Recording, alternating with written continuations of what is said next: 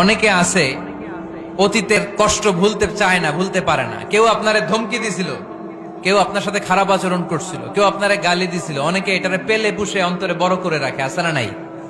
ভুলতে চায় না, মনের ভেতরে রাগ পেলে পুষে রাখা ঠিক না। মনে মনে কয়, তুই আমারে মারছিলি, আমি তোরে মারুম। তুই আমারে অপমান করছিলি ওই দিন, যদি একদিন সুযোগ পাই তোরে হতা এলামু। আছে না এরকম? সেই 20 বছর আগে আপনারা সব অপমান করছে, ওইটারে পেলে পুষে আপনি অন্তরে নিয়ে বয়ে বেড়াচ্ছেন। আর এই হিংসা ক্ষোভ যদি রাগ ভিতরে রাখেন, এটা আপনারা জ্বালায় দেয় ভিতরে, জানেন? আর যদি আপনি ক্ষমা করে দেন, একেবারে ঠান্ডা। জানেন এই ফর্মুলা আপনারা? এজন্য রাগ, ক্ষোভ, হিংসা কখনো অন্তরে পুষে রাখতে নাই। মা যাদাল্লাহু আবদান বিআফওয়িন ইল্লা ইজ্জান। কোন বান্দা যদি তার অন্য কোন ভাইকে ক্ষমা করে দেয়, আল্লাহ তাআলা এই ক্ষমাকারীর সম্মান আর মর্যাদাকে বাড়িয়ে দেয়।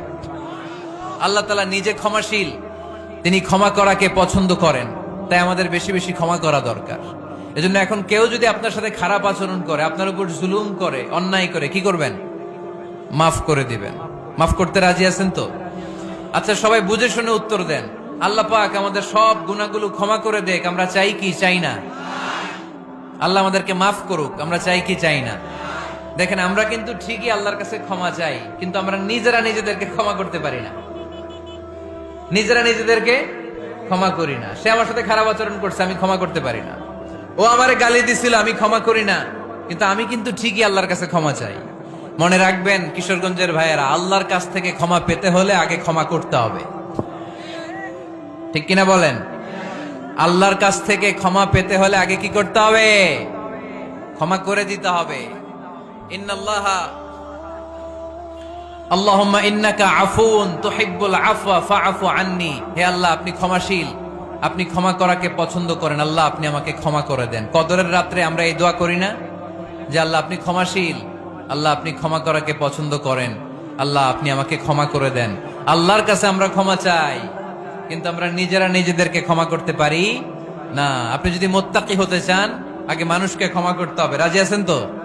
আল্লাহ রাসূল সাল্লাল্লাহু আলাইহি ওয়াসাল্লাম যে কোনো পরিস্থিতিতে, যে কোনো অত্যাচারের বিপরীতে তিনি ক্ষমা করে দিতেন। সুবহানাল্লাহ পড়েন।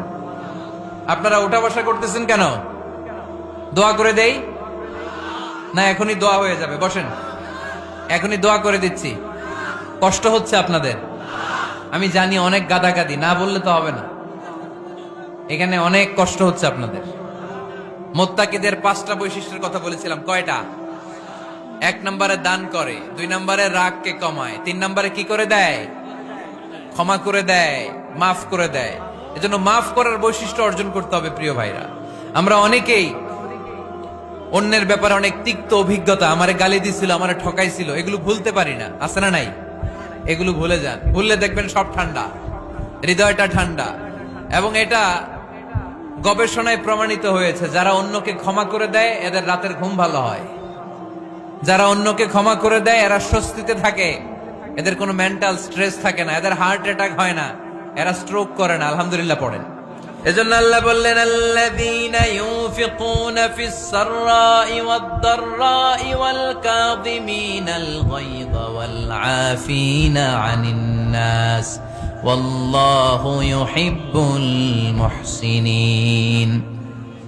আমার মুত্তাকি বান্দারা সব সময় দান করে, আমার মুত্তাকি বান্দারা রাগকে নিয়ন্ত্রণ করে, আমার মুত্তাকি বান্দারা অন্যের ব্যাপারে অন্তরে হিংসা বিদ্বেষ পুষে রাখে না, আমার মুত্তাকি বান্দারা সবাইকে ক্ষমা করে দেয়। সুবহানাল্লাহ পড়েন।